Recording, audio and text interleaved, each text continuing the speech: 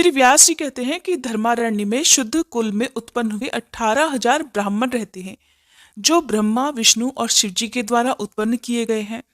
वे सभी सदाचारी, पवित्र और ब्रह्मवेताओं में श्रेष्ठ हैं। उनके दर्शन मात्र से ही मनुष्य बड़े बड़े पापों से मुक्त हो जाता है। 4 प्रकार के जीवों में प्राणधारी अत्युत्तम है। प्राणधारियों में भी जो बुद्धिजीवी है वे सभी श्रेष्ठ माने गए हैं। बुद्धिजीवी प्राणियों में भी मनुष्य श्रेष्ठ और मनुष्यों से भी ब्राह्मण, ब्राह्मणों से भी विद्वान और विद्वानों से भी पवित्र बुद्धि वाले, उनसे भी कर्मठ और कर्मठों से भी ब्रह्मपरायण पुरुष सबसे श्रेष्ठ है। तब धर्मराज युधिष्ठिर ने व्यास जी से पूछा, हे व्यास जी, धर्मारण्य में जिन श्रेष्ठ आचार व्यवहार वाले ब्राह्मणों ने निवास किया वे किस कुल में उत्पन्न हुए थे? तो व्यास जी कहने लगे, हे राजन, उन ऊर्ध्वरेता ऋषियों और महात्मा ब्राह्मणों की शाखा प्रशाखा, पुत्र पौत्र आदि की संख्या बहुत हुई। मुख्य मुख्य 24 गोत्रों के नाम तुम्हें बताता हूँ, जिनमें भरद्वाज, वत्स, कौशिक, कुश, शांडिल्य, काश्यप, गौतम, छांदन, जातुकर्ण्य, वत्स, वशिष्ठ, धारण, आत्रेय, भांडल, लौकिक, कृष्णायन, उपमन्यु, गार्ग्य, मुद्गल, मौशक, पुण्यासन, पराशर, कौंडिन्य तथा गंगासन। इन गोत्रों में उत्पन्न ब्राह्मण वेदों के पारंगत विद्वान, तरह तरह के यज्ञ अनुष्ठान में तत्पर, द्विज पूजन कर्म में संलग्न, सत्कर्म परायण और गुणवान हुए। हे राजा युधिष्ठिर, पहले वहां के ब्राह्मणों को यक्ष, राक्षस और पिशाच आदि बहुत परेशान किए रहते थे। तब उन ब्राह्मणों ने देवताओं से कहा कि हे देवतागणों, यक्ष और राक्षस आदि से हम प्रतिदिन सताए जाते हैं, इसलिए उनके भय से हम लोग अब इस उत्तम स्थान को त्याग देंगे। ये सुनकर देवताओं ने लोकहित की कामना से ब्राह्मणों की रक्षा करने के लिए प्रत्येक गोत्र में एक एक योगिनी की स्थापना की। जिस गोत्र की रक्षा और पालन में जो शक्ति समर्थ हुई वो उस गोत्र की कुलदेवी मानी गई। श्री माता तारिणी देवी, गोत्रपा, आशापुरी, इच्छार्ति नाशिनी, पिप्पली, विकारवशा, जगन माता, महामता, सिद्धा, भट्टारिका, कदम्बा, विकरा, मीठा, सुपर्णा, वसुजा, महादेवी, मातंगी, वाणी, मुकुटेश्वरी, भद्री, महाशक्ति, संहारी, महाबला और महादेवी चामुंडा, ये गोत्रों की माताएं हैं। ब्रह्मा, विष्णु और शिवजी आदि देवताओं ने वहां रक्षा करने के लिए उन गोत्र मातृकाओं की स्थापना की है। वहां के स्वधर्म परायण श्रेष्ठ ब्राह्मण उन सब योगिनियों की पूजा करने लगे। तभी से योगिनियों द्वारा वे अपने अपने समय में सुरक्षित हुए। सब ब्राह्मण स्वस्थ और पुत्र पौत्रों से संयुक्त हो गए। राजन, 100 वर्ष बीतने के पश्चात श्री ब्रह्मा, विष्णु और शिव जी धर्मारण्य को देखने के लिए प्रातःकाल सूर्योदय के समय उत्तम विमान पर विराजमान होकर आए। उस समय ब्राह्मण लोग समिधा, पुष्प और कुशा लाने के लिए आश्रम छोड़कर सब दिशाओं में चले गए थे। आश्रम सूना था। सूने आश्रम को देखकर महादेव जी ने भगवान से कहा कि प्रभु, यहाँ के ब्राह्मण तो बड़े कष्ट में हैं, इसलिए इनकी सेवा के लिए कुछ सेवकों की व्यवस्था करूं, ऐसा मेरा विचार हो रहा है। भगवान शंकर के ऐसे वचन सुनकर श्री विष्णु कहने लगे, ठीक है महादेव। फिर वे ब्रह्मा जी से कहने लगे, हे ब्राह्मण, आप यहाँ ब्राह्मणों की सेवा के लिए कोई उपाय कीजिए। भगवान विष्णु का ये आदेश सुनकर श्री ब्रह्मा जी ने कामधेनु का स्मरण किया। स्मरण करने मात्र से ही कामधेनु उसी क्षण वहां आ गई। तब ब्रह्मा जी ने कामधेनु से कहा, हे माता, इन ब्राह्मणों में से प्रत्येक के लिए 2-2 शुद्ध हृदय वाले अनुचरों की व्यवस्था करो। तब बहुत अच्छा कहकर कामधेनु ने अपने खुर से धरती को खोदा और हुंकार की। इससे 36,000 चोटीधारी मनुष्य प्रकट हुए। वे सभी महाबली वैश्य थे। उन्होंने यज्ञोपवीत धारण कर रखा था। वे सब शास्त्रों में चतुर, ब्राह्मण भक्त, ब्राह्मणों का हित चाहने वाले, तपस्वी, उत्तम आचार वाले और धार्मिक थे। उस समय उन ब्राह्मणों की रक्षा करने के लिए, उनकी सेवा करने के लिए एक एक ब्राह्मण को 2-2 अनुचर अर्थात सेवक दे दिए गए। राजन, ब्राह्मण का पहले जो गोत्र बताया गया है वही उसके अनुचर का भी हुआ। इसके बाद ब्रह्मा जी ने उनके हित के लिए कहा कि तुम सब लोग इन ब्राह्मणों का कहना मानो और इन्हें जिस जिस वस्तु की आवश्यकता हो उसे लाकर दिया करो। हर दिन समिधा, कुशा और फूल आदि लेकर आओ। हमेशा इनकी आज्ञा के अनुसार चलना, कभी इनका अनादर मत करना। जात कर्म, नामकरण, अन्नप्राशन, चूड़ाकरण, उपनयन आदि संस्कार और जो भी व्रत दान उपवास आदि कर्म प्राप्त हो, उन्हें इन ब्राह्मणों की आज्ञा के अनुसार ही करना चाहिए। इनकी आज्ञा लिए बिना जो दर्शयाग, श्राद्ध कार्य या फिर कोई भी शुभ कर्म करेगा, वह दरिद्रता, पुत्र शोक और कीर्तिनाश को प्राप्त होगा। तब उन अनुचरों ने बहुत अच्छा कहकर देवताओं की आज्ञा शिरोधार्य की। इसके बाद वे इंद्र आदि श्रेष्ठ देवता कामधेनु की स्तुति करने लगे कि हे अनघे, आप सब देवताओं की माता और सब यज्ञों का कारण हो। आप सभी तीर्थों में उत्तम तीर्थ हो। आपको सदा नमस्कार है।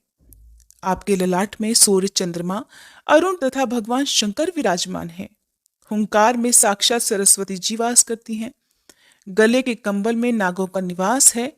खुर पृष्ठ में गंधर्व और चारों वेद हैं और आपके मुख के अग्रभाग में समस्त चराचर तीर्थ हैं। इस प्रकार तरह तरह के वचनों से प्रसन्न की हुई कामधेनु स्वर्ग को चली गई। उन वैश्यों के विवाह के लिए भगवान शंकर और यमदेव ने गंधर्वों की कन्याओं को लाकर उनकी पत्नी के रूप में स्थापित किया। विश्वावसु नाम से प्रसिद्ध जो गंधर्वों के राजा हैं, उनके यहाँ 60,000 कन्याएं थीं। वे सभी रूप, यौवन और उदारता से संपन्न थीं। उन्हीं को वेदोक्त विधि से देवता के समीप उन वैश्यों के लिए अर्पित किया गया। उस समय उन वैश्यों ने गंधर्वों को, पूर्वज देवताओं को, सूर्य और चंद्रमा को तथा यमराज और मृत्यु को भी आज्य भाग दिया। विधि पूर्वक आज्य भाग अर्पित करने के बाद ही उन वैश्यों ने उन कन्याओं का वरण अर्थात उनसे विवाह किया। तब से लेकर आज तक गांधर्व विवाह उपस्थित होने पर देवता आज्य भाग ग्रहण करते हैं। जिन 36,000 धेनु कुमारों की चर्चा की गई है, उनके पुत्र पौत्रों की संख्या लाखों तक पहुंच गई। वे सब ब्राह्मणों के सेवक हुए। इसके बाद देवताओं के चले जाने पर सभी ब्राह्मण इस स्थान पर निवास करने लगे। राजन, तब से यहाँ के ब्राह्मण निर्भय होकर पुत्र पौत्रों के साथ रहते हैं और वेदों का पाठ करते हैं। वे वेदों के ज्ञाता विद्वान कभी शास्त्रों का अर्थ सुनाते, कभी कोई भगवान विष्णु का जप करते, कोई शिवजी के गुण गाते, कोई ब्रह्मा जी का नाम लेते तो कोई यमसूक्त का जप किया करते हैं। कितने ही याजक बनकर यज्ञ और अग्निहोत्र की उपासना करते हैं। वे स्वाहाकार, स्वधाकार और वशटकार के शब्दों से चराचर प्राणियों सहित संपूर्ण त्रिलोकी को परिपूर्ण करते रहते हैं। वहां के वैश्य भी बड़े दक्ष होते हैं और वे सदा ब्राह्मणों की सेवा के लिए तत्पर रहते हैं। वे धर्मारण्य के प्रदेश में सुस्थिर होकर बसते हैं और ब्राह्मणों के लिए अन्न, पान, समिधा, कुश तथा फल आदि का प्रबंध करते हैं। पुष्पहार का संग्रह करना, स्नान किए हुए वस्त्र को धोना, उपले आदि बनाना, झाड़ने बुहारने का काम करना तथा कूटना और पीसना आदि कार्य उन वैश्यों की पत्नियां किया करती थीं। श्री ब्रह्मा, विष्णु और शिव जी के वचन से सब लोग उन ब्राह्मणों की सेवा करते थे। तब से सब ब्राह्मण स्वस्थ होकर हर्षपूर्वक दिन रात श्री ब्रह्मा, विष्णु और शिव आदि की उपासना करने लगे। श्री व्यास जी बोले कि इसके बाद कुछ समय बीतने पर जब सतयुग की समाप्ति हुई, तब त्रेता के प्रारंभ में लोल जिह्वाक्ष नामक एक राक्षस हुआ, जो सभी राक्षसों का राजा था। उसने ब्राह्मणों से सेवित उस परम पवित्र और सुंदर धर्मारण्य में द्वेषवश आग लगा दी। अपने नगर को जलता हुआ देखकर वे श्रेष्ठ ब्राह्मण वहां से भाग खड़े हुए। तब श्री माता आदि देवियां क्रोध में भरकर उस राक्षस को फटकारती हुई उस पर प्रहार करने लगी। राक्षस ने उन देवियों को देखकर भयंकर सिंहनाद किया। उस समय धर्मारण्य में बड़ा भारी कोलाहल मच गया, जिसे सुनकर देवराज इंद्र ने नलकूबर को भेजा। जब नलकूबर वहां गए और श्री माता तथा लोल जिह्वाक्ष में जो महान युद्ध चल रहा था, उसको उन्होंने देखा। जैसा देखा था वैसा ही हाल देवराज इंद्र के आगे सुना दिया। ये समाचार सुनते ही भगवान विष्णु सुदर्शन चक्र लेकर सत्यलोक से पृथ्वी पर आए। धर्मारण्य में पहुंचकर उन्होंने अपना चक्र चला दिया।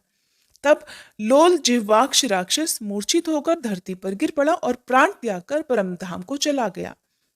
देवता और गंधर्वों ने हर्ष में भरकर तब जगदीश्वर भगवान विष्णु की स्तुति की। उस नगर को अर्थात धर्मारण्य को उजड़ा हुआ देखकर भगवान विष्णु कहने लगे कि ऋषियों के आश्रम में निवास करने वाले वे सभी ब्राह्मण कहाँ हैं? देवता और गंधर्वों ने इधर उधर भागे हुए ब्राह्मणों को फिर खोज निकाला और इस प्रकार कहने लगे कि हे ब्राह्मणों, उस अधम राक्षस को भगवान श्री हरि ने अपने चक्र से काट डाला है। ये बात सुनते ही सभी ब्राह्मणों के नेत्र हर्ष से खिल उठे। वे सभी प्रसन्न हो गए और उन सब ने बड़ी प्रसन्नता के साथ फिर से अपने अपने क्षेत्र में प्रवेश किया और भगवान श्री लक्ष्मीपति से कहने लगे कि प्रभु, आपने सत्यलोक से आकर ब्राह्मणों के हित के लिए इस मंदिर रूपी नगर की पुनः स्थापना की है, इसलिए संसार में ये सत्य मंदिर के नाम से विख्यात होगा। सतयुग में ये धर्मारण्य था, त्रेता में अब इसका नाम सत्य मंदिर होगा। भगवान विष्णु ने तथास्तु कहकर उनकी ये प्रार्थना स्वीकार कर ली, जिसके बाद वे सभी ब्राह्मण अपने पुत्र, पौत्र, पत्नी और सेवकों के साथ पहले की तरह निवास करने लगे। उस नगर के पूर्व भाग में धर्मेश्वर, दक्षिण में श्री गणेश, पश्चिम में सूर्य देवता और उत्तर में साक्षात स्वयंभू ब्रह्मा जी का स्थान है। युधिष्ठिर जी ने पूछा, महाभाग, गणेश जी को किसने स्थापित किया? तब व्यास जी बोले, महाराज, पूर्व काल में सब देवताओं ने धर्मारण्य में श्री दुर्गा जी के पुत्र गणेश जी को स्थापित किया था। अब मैं गणेश जी की उत्पत्ति का एक कारण बतलाता हूँ। एक समय देवी पार्वती ने अपने अंगों में उपटन लगाया और उससे जो मैल निकली उसे हाथ पर रखकर उसकी एक सुंदर स्वरूप प्रतिमा बना दी। फिर उसमें उन्होंने जीव का भी अर्थात प्राणों का भी संचार कर दिया। तब वह बालक उनके आगे उठकर खड़ा हो गया और माता से बोला कि आज्ञा दीजिए माताश्री, मैं कौन सा कार्य करूं? तब देवी पार्वती कहने लगी कि मैं जब तक स्नान करूं तब तक तुम मेरे द्वार पर खड़े रहो। देवी के इस प्रकार आज्ञा देने पर श्री गणेश जी हथियार लेकर द्वार पर खड़े हो गए। उसी समय महादेव जी आए और उन्होंने घर के भीतर प्रवेश करने का विचार किया, किंतु द्वार पर खड़े हुए एक नन्हे से बालक ने उन्हें भीतर नहीं जाने दिया, जिससे महादेव क्रोधित हो गए और फिर दोनों पिता पुत्र में परस्पर युद्ध होने लगा। महादेव जी ने अपने त्रिशूल से उस बालक का मस्तक काट डाला। इधर अपने पुत्र को मरकर गिरा हुआ देखकर देवी पार्वती जी फूट फूट कर रोने लगी। पार्वती जी को दुखी देखकर भगवान शंकर को बड़ी चिंता हुई। इतने में ही उनकी दृष्टि वहां पर आए हुए गजासुर पर पड़ गई। उस महादैत्य को देखकर भगवान शंकर ने उसे मार डाला और उसका मस्तक लेकर पार्वती जी के बनाए हुए बालक के धड़ से जोड़ दिया। जब वो बालक उठकर खड़ा हो गया तब शिवजी ने उसका नाम गजानन रखा। फिर सभी देवताओं ने और मुनियों ने मिलकर गणेश जी की स्तुति की। देवतागण कहने लगे, हे भगवान, आपको नमस्कार है। आप देवताओं के ईश्वर तथा गणों के स्वामी हैं, आपको नमस्कार है। हे गजानन, आप महादेव जी के भी अधिदेवता हैं, आपको नमस्कार है। इन शुभ स्तोत्रों द्वारा स्तुति करने पर गणों के स्वामी श्री गणेश जी अत्यंत प्रसन्न होकर इस प्रकार कहने लगे, हे देवता गणों, मैं आप पर बहुत संतुष्ट हूँ। आप कोई मनोवांछित वस्तु मांगो, मैं आपको अवश्य दूंगा। तब देवतागण कहने लगे, हे महाभाग, आप यहीं रहकर हमारा कार्य साधन करें। धर्मारण्य में रहने वाले ब्राह्मण, वैश्यजन, धार्मिक पुरुष तथा वर्णाश्रम से अलग मनुष्यों का भी आप सदा संरक्षण करें, सदा उनकी रक्षा करें। आपकी कृपा से यहाँ के ब्राह्मण और महाबली वैश्य सदा धन और सुख से संपन्न हो। जब तक सूर्य, चंद्रमा और पृथ्वी रहे तब तक आप यहीं रहकर सबकी रक्षा करते रहें। तब गणेश जी ने तथास्तु कहकर उनकी प्रार्थना स्वीकार कर ली और देवताओं ने हर्ष में भरकर फिर गणेश जी का पूजन किया। संसार के दूसरे लोगों ने भी विघ्न निवारण के लिए उनकी पूजा की। इसलिए गणेश जी विवाह, उत्सव और यज्ञ में सबसे पहले पूजित होते हैं। धर्मारण्य में रहने वाले लोगों पर तो वे सदा प्रसन्न रहते हैं। जय भोलेनाथ।